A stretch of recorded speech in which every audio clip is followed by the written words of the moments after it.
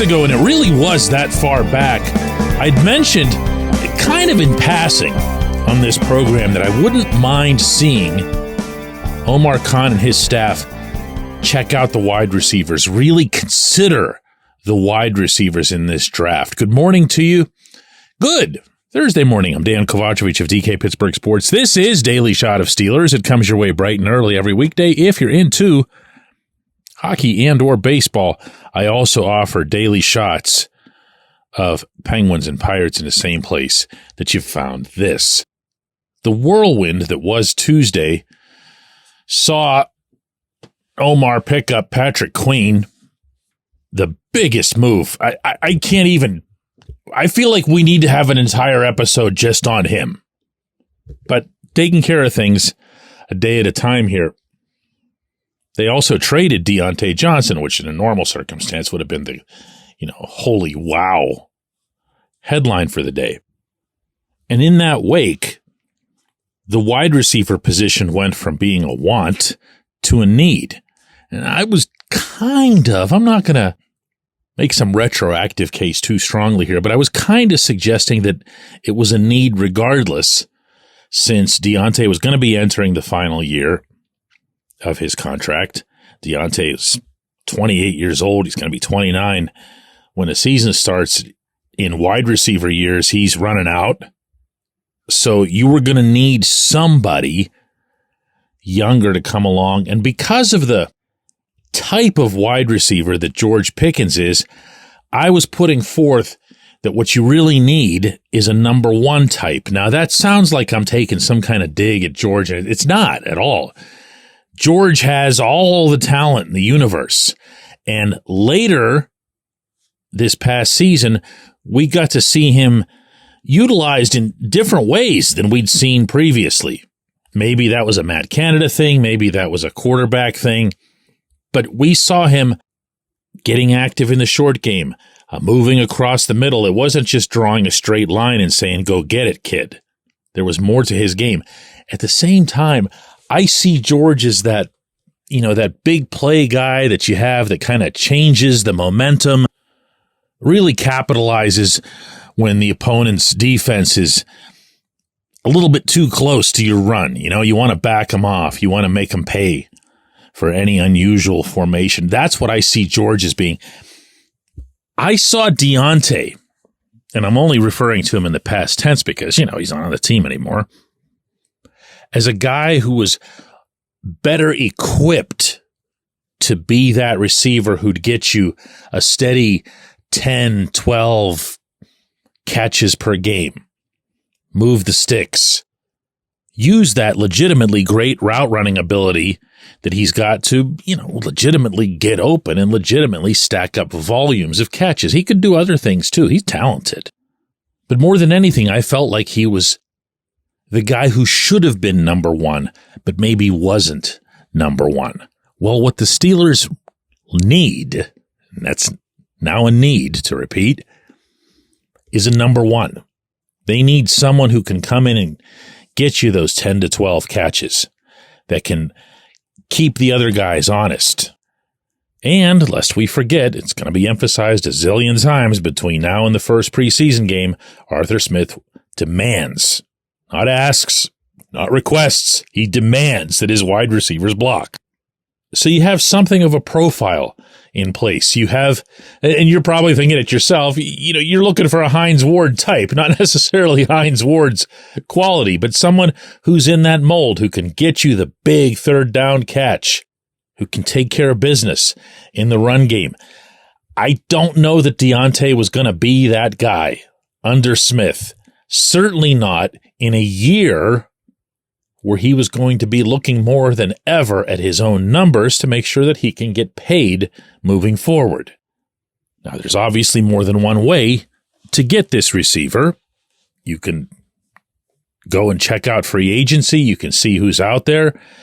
You don't necessarily have to aim super crazy high, but you could bring in, let's say, Tyler Boyd, Clairton kid, Pitt kid, a wonderful overall football player, has been for a long time. I've been a big admirer of Tyler's. I'm just coming clean with you here, for a long, long time. Now, he's kind of getting up there. He's going to turn 30 in November. But he just had, for the Bengals, 58 catches, 762 yards, a 13.1 average. He had a 60 long. And he had 5 touchdowns. Now, you can say, boy, those numbers don't really excite me. Well, his 58 catches weren't that far off from George's 63. And they were only a little bit more than Diontae's 51, although we have to remember that Diontae missed a month to injury. Tyler had 5 touchdowns. George had 5 touchdowns. That's not where you want the bar, especially considering all the crap that the offense went through over the first few months. So I don't know. Free agency, that's tough, especially now that the Steelers did the whole Queen thing, because you feel like now everybody's available. You know, everybody wants everyone the moment you hear about a signing like Queen's. I see now, more than ever, the draft as being the best way to handle this. Everyone knows about Marvin Harrison Jr. He's been talked about for years, not just because of Dad. He's a really, really, really elite talent in his own right and in his own name. But he is not the only reason that this draft is seen by some experts as historic in terms of its quality and its quantity. And if you're thinking what I'm thinking, that means you're aware that the Steelers tend to save the second round for wide receivers, don't they?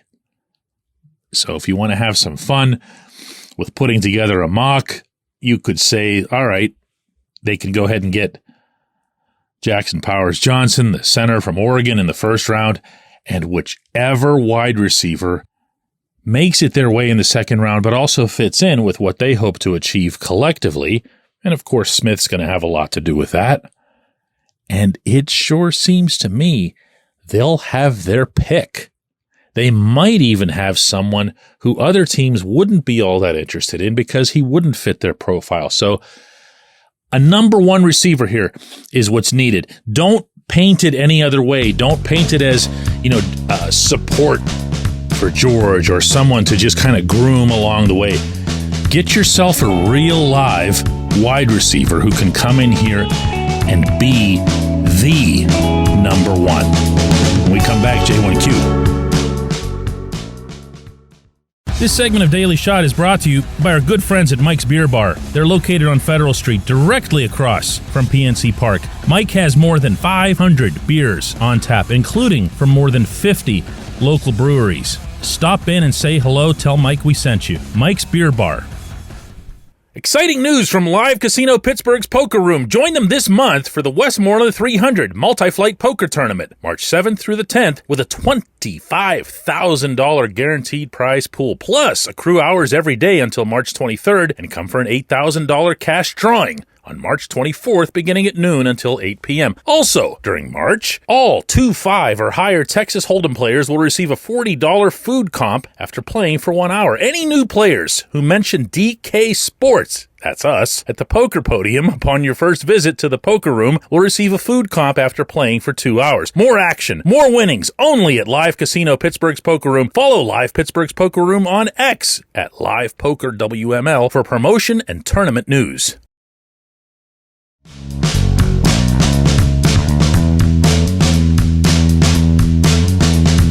Today's J1Q comes from Chris, who says, okay, DK, here's my J1Q. What do you think about adding a solid third running back?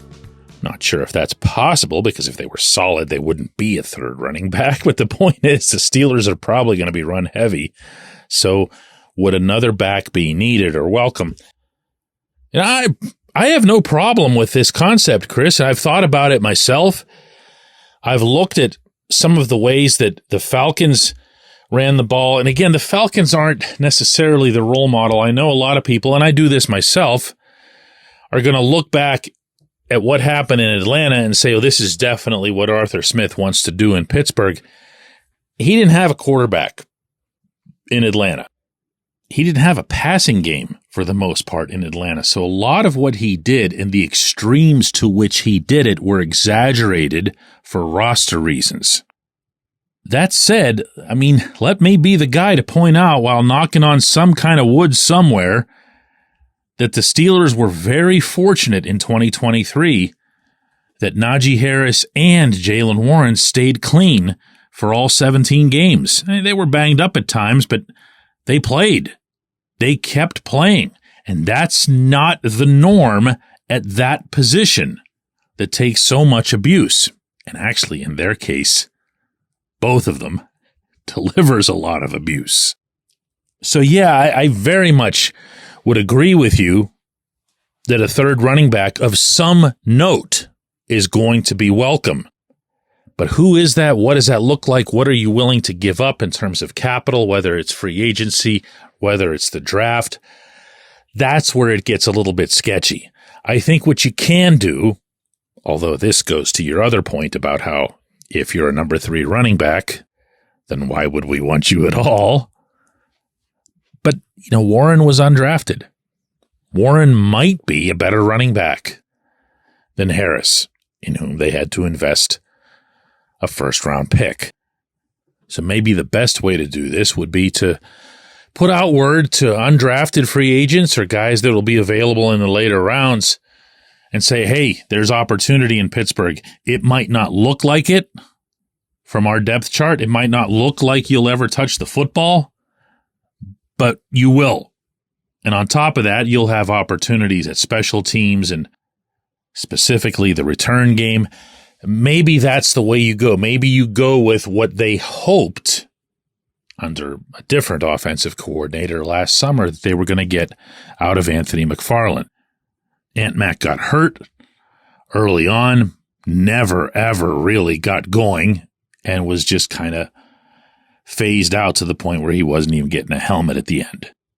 But I'll punctuate my answer to you here by stressing that when you have players like this, a third running back, a fifth wheel at another position, there's only so many spots for game day, and those spots have to be populated by people who are playing football, meaning special teams, because you do want to, you have to dress extra offensive linemen who aren't going to help you in the punt and kick return games or the punt and kick coverage games. So whoever it is, I think, will probably fill a dual role where they're returning, whether it's kicks or punts, but also helping out offensively, maybe more in Pittsburgh than they would elsewhere. I appreciate the question. I appreciate everybody listening to Daily Shot of Steelers, and we're going to do one more of these this week tomorrow.